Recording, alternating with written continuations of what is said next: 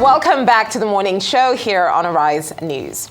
The World Immunization Week is an annual global public health campaign that takes place each year during the last week of April. Now, it aims to raise awareness about the importance of immunization and to increase vaccine uptake against vaccine-preventable diseases. Now, the 2025 theme is Immunization for All is Humanly Possible. For the sheer weight of responsibilities and expectations behind that theme, we are now joined by Dr. Blossom Maduafokwa, a consultant public health physician and a former of Nigeria Lagos branch. This discussion is designed to focus on just how much progress has been made in the global fight against vaccine-preventable diseases, especially in Nigeria and other African countries where access to millions of underserved communities remain a challenge, where rapidly diminishing numbers of medical personnel continue to be an everyday reality, and government funding of the health sector is hardly a priority. She will address this as well as new approaches for the containment of the malaria scourge in sub-Saharan Africa. That was a mouthful, but you heard all of the issues that we brought up in your introduction to this conversation. There's so many, but I want us to begin with the crux of the entire conversation, which is immunization for all is humanly possible. That's a 2025 thing. How important is it for people to realize that it is possible and it's also expedient? Yeah, it's so important because people don't realize in the past 1 or 2 centuries, vaccinations is actually one of the biggest public health advances that has saved so many lives. Actually, immunizations have saved up to 154 million lives in the past 50 years. And we want to ensure that we continue to progress, improve, and get better. People don't also realize that we've been able to eradicate smallpox through mass vaccinations. Many people that are alive today have never seen a case of, I have never seen a case of smallpox myself as a doctor, because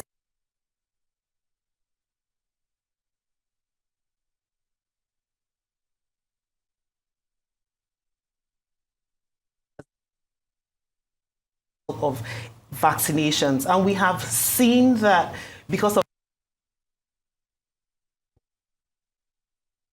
vaccination rates are declining in many climes. So many climes where some diseases like measles, for example, had been eliminated. Measles is making a big comeback. So that's why this year we're saying immunization for all is humanly possible, and we need to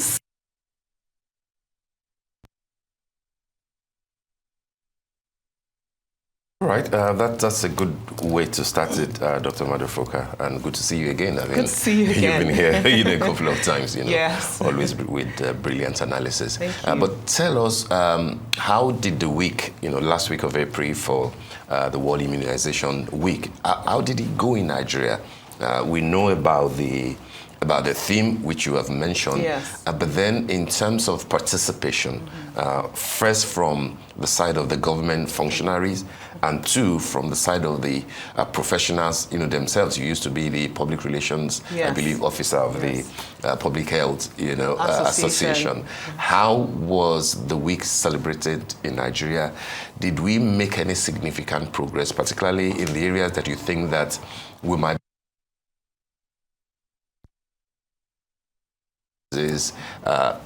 might appear to be coming back, like yes. measles that you mentioned? Yes. How did we fare, during the week? So the week is sort of an opportunity to educate the public, to let people know things they must do to ensure that they keep themselves vaccinated. But aside from that, all through the year, we have massive immunization drives. So we have massive immunization campaigns, we have supplemental immunization days, we have national immunization days. You mean who? So the Federal Ministry of Health, okay. State Ministries of Health. For example, people don't realize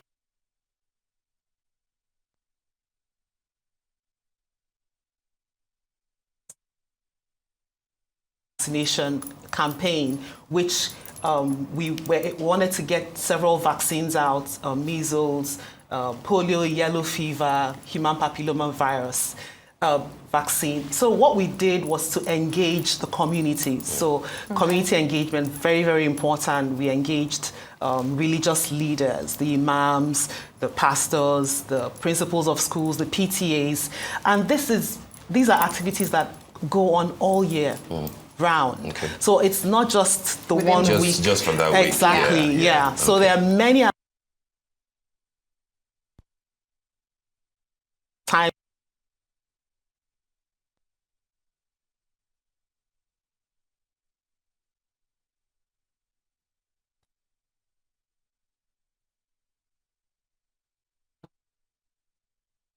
Rightly spoke about, there are communities that never get to have access to these things. There are even communities that will probably not have access to this conversation to even know what's obtainable. So looking at Africa, first of all, how far would you assess our growth over the last couple of years? And what metrics would you use to assess this?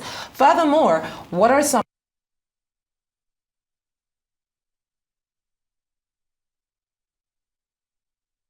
vaccines? You raise an important point, because there are issues on the supply side of vaccines, but there are also issues on the demand side. So on the supply side, you have these logistical challenges. Interestingly enough, Nigeria does not manufacture any vaccine in country. So that is already a challenge. So I'll give you an example. When we were battling the Mpox outbreak, we only had 10,000 vaccines, and those were donated from abroad.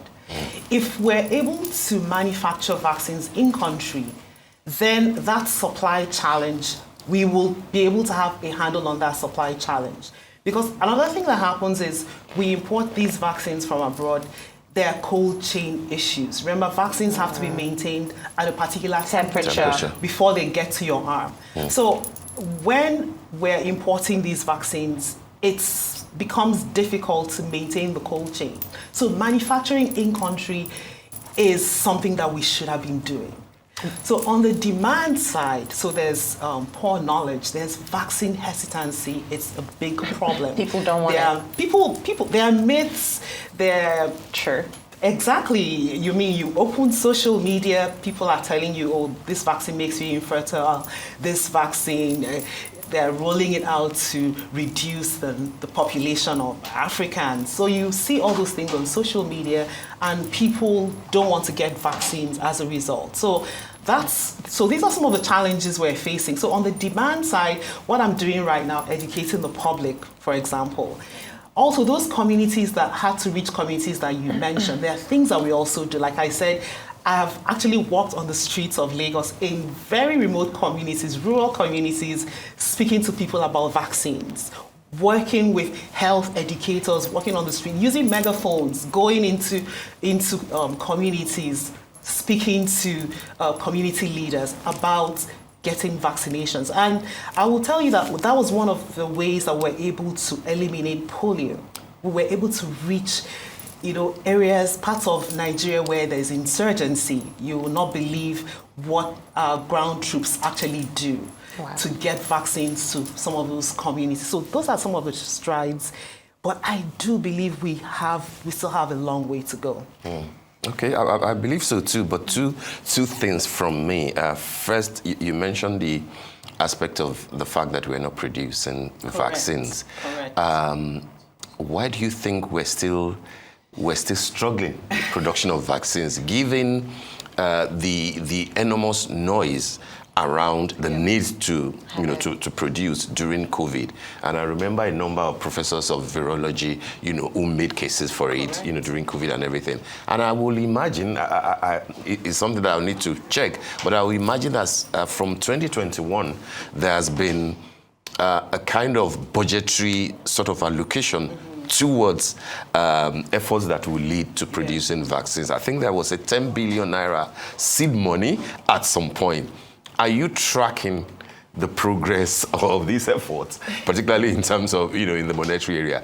The second part of my question will be, how do you manage the challenge of misinformation that you refer to, with some realities that could be concerning, like the situation that happened in Kano the other time with Pfizer and a few families that were affected and compensation paid. You know, are people out of that fear now?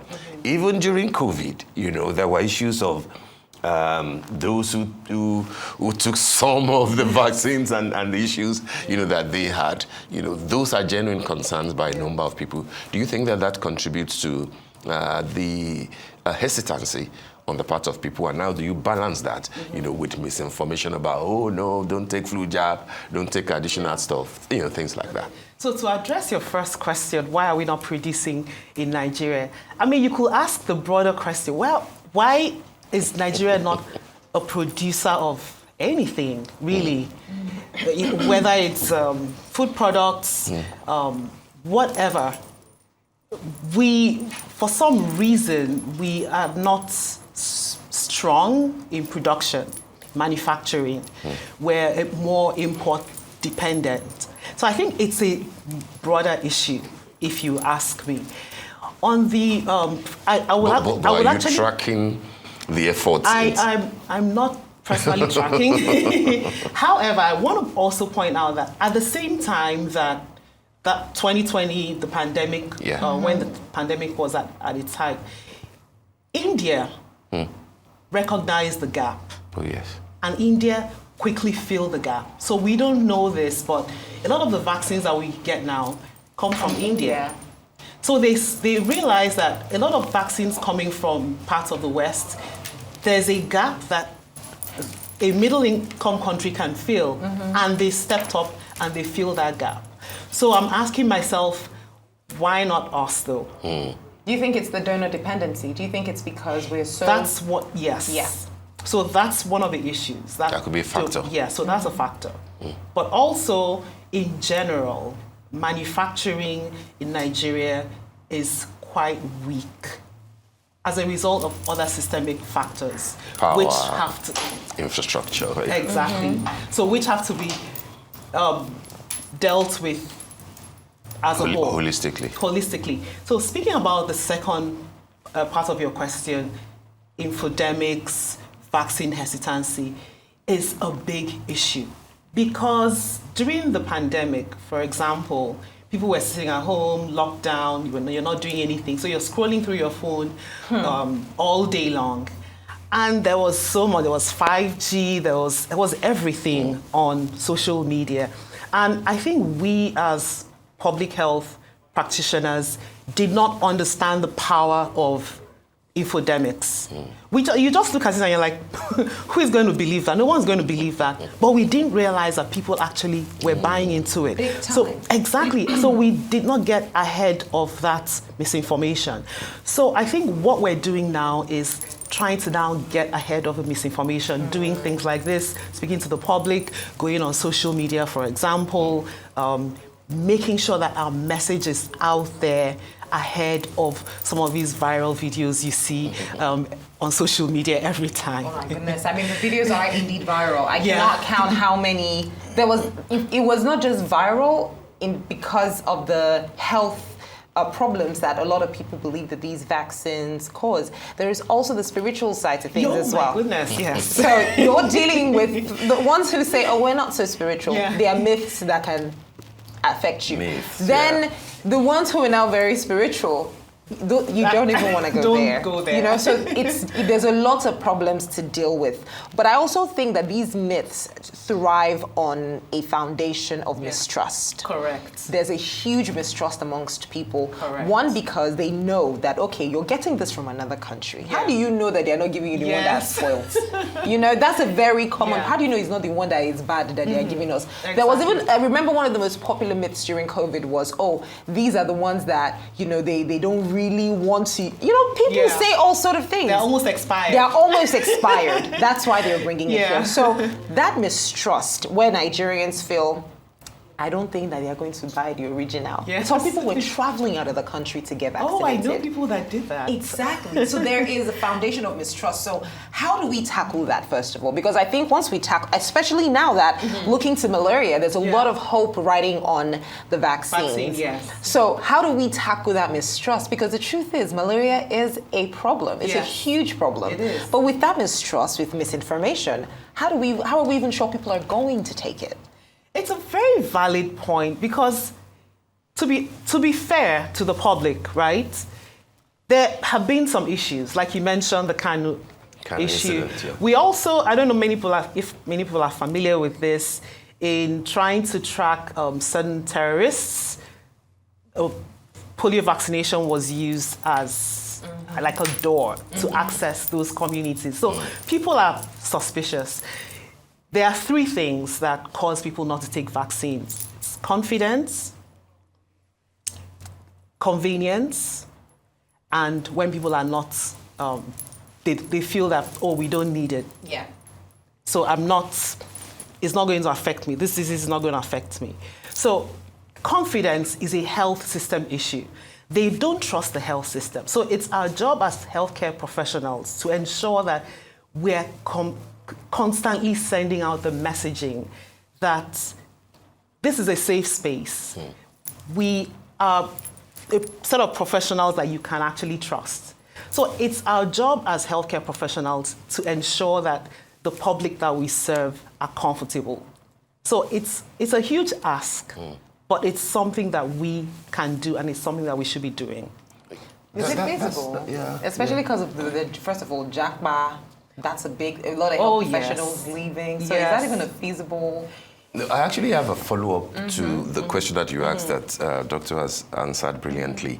And that's to say we succeeded with, like you recounted, we succeeded with polio, we succeeded with smallpox. Smallpox is not the same thing as chickenpox, no? No.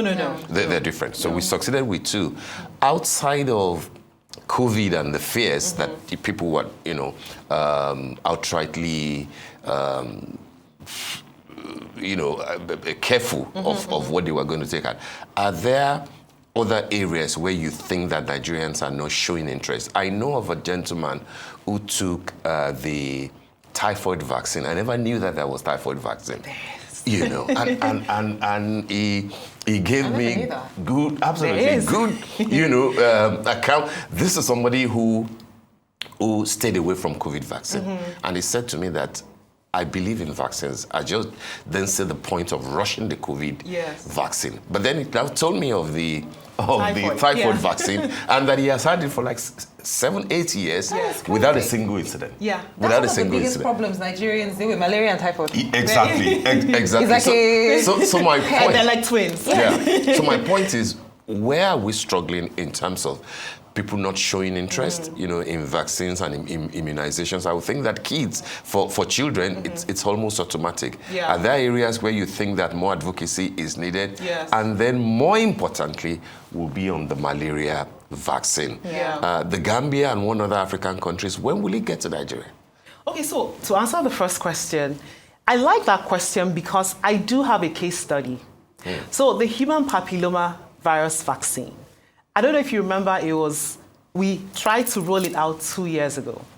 So it's a vaccine that protects individuals from human papilloma virus. Human papilloma virus is identified as the cause of cervical cancer in 95% of cases. Wow.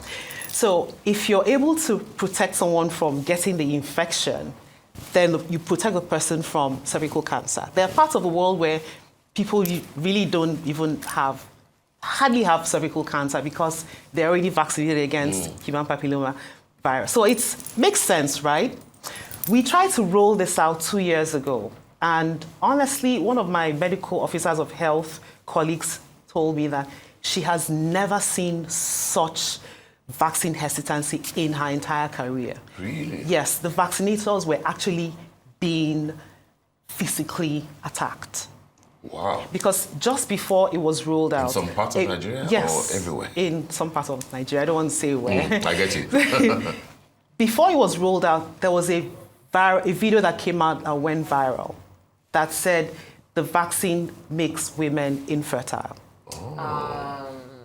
Yeah. So it was a huge flop. So we went back to the drawing board, and believe it or not, we rolled out the same vaccine last year. Huge success. So it was in the strategy then? It was in the strategy. 2 months before we rolled out, we began to engage communities. I was in meetings with imams, with church leaders, with PTAs, principals all over the state. Several meetings, so many meetings. Honestly, I lost count. And it got to the point where they bought in. You know, you had ballets of communities, you had like really influential people. And it was a huge success. The same vaccine, two different approaches. Wow, just 1 year difference. Yes. Yeah. So basically, it's in the how we It's approach in the these how. communities. And also don't forget, for many years, we tried to eliminate polio, and we couldn't. Yeah, it was a struggle. And then at the point. strategy. Yeah. So it's all about the strategy. Yeah. Of course, please go ahead. Now, I was going to say with the polio, that, you know, in Nigeria, we have some hard-to-reach areas because of insurgency. We had a strategy called the hit and run strategy. Hit and run. Yes. So you drop it and run away. Yeah, actually. That was how kids were vaccinated. Oh. Yeah. You drop it and run away? Yes. Wow. Yeah. So they vaccinate themselves? No, or they have no, people? not that you drop it. Like, you know, if you've ever seen a child being vaccinated against polio, it's like 2 drops in the mouth. Okay. Yeah. So the vaccinators, and you know, there are people that are dedicated. There are foot soldiers that are dedicated to getting people vaccinated. So they come into these areas. It's insurgency. It's not safe. They come into these areas, 1 hour window, they vaccinate all the children they see and they leave. That was how we were able to eliminate polio in Nigeria. Because for many years, those areas could not be polio free. Talk to us about malaria. So it's in the how. Okay. I Malaria. like that. Malaria. Yeah. So he asked you when the malaria. Yes. Yeah. vaccine So was we coming have to so we Nigeria. have so we have we have a pilot in 2 states. Oh, we do? Yeah, we do have a In pilot Nigeria? coming up. So the plan is to incorporate it into routine immunization, because that's usually the easiest way to get vaccines to children. So you integrate it into routine. So the mother is bringing the child for like regular checkup. You have all the vaccines provided. So that's the Children plan. will be the only beneficiaries for So now. because the most at risk are children between the ages of 0 and 5 and pregnant women. So that's why we're starting with children. What is the quality of are there any assurances from peer reviews and stuff from the few other African countries where the trial was said to have been successfully done? I think Burkina Faso and somewhere. Ghana as well. Yes. Absolutely. So that right now we have 2 vaccines, highly effective. Okay. Yes, in preventing against malaria and particularly severe malaria, which is really what we don't want to see. Well, Dr. Blossom, I really admire what you do, especially because I think we are in like I had mentioned this earlier, the Japa syndrome, right? A lot of medical professionals saying, I just want to go. Yeah. You know, we saw in Akwa Ibom State, the governor saying that they were going to give their medical students a form of contract to say, you will serve the state before you disappear. Of course, hoping that it's a mutually beneficial contract on both parties. That, you know, it's not like a slave type relationship. But why do you do what you do? That's what I wanted to know. In the sense that there's so many people, you know, health practitioners who are, if not trying to leave, thinking about it. You know, the ones who have left as well, which has also reduced the number of people available to serve and vaccinate as well, especially in these insurgency, you know, prone areas. So what was your motivation to say, I want to stay? And what would you say to health practitioners as well who are equally in that phase of, I got to get out of here? You mean why she hasn't said yes to all the $1 million offers. Yes, so guys, he just put it nicely. He just took the words out of my mouth. I was being politically correct. Don't put me on the spot. However, I know that the work that we do is serving a community that needs it. Mm-hmm. I feel that serving a community that is already being served is not. There's also your calling, right? So I know that I'm called to this country, and I will not be effective elsewhere. I don't know if that makes any sense. It does. That's your purpose. You're saying basically that you're supposed to be here. Wow. Yes, Wow. yes, that's the short answer. I think that also answers the second question in the sense that maybe the people leaving are not meant to be here. I don't dissuade people from leaving because I don't know what your path is. Yeah. So yeah, everyone has. But do you think that the issue of brain drain? I'm not comfortable when we reduce it to banter of Japa. It's a major issue affecting high-tech, affecting health services. How bad is it from what you have said? Issue. So so the World Health Organization recommends 1 doctor to 600 population. We were at 1 to 6,000. Right now, 6,000. we're at 1 to 10,000. Wow. Yes. It's getting worse. And in rural communities, That's like scary. in more remote communities, it's even worse. Oh, no. Because doctors won't even go there. So there are push factors and there are pull factors, right? Push factors, people think, oh, they're not paying them enough. That's not really all of it. There's insecurity. I have colleagues that have been killed while working. I have colleagues that have been kidnapped. Yes. So after you have that experience, why do you want to be here?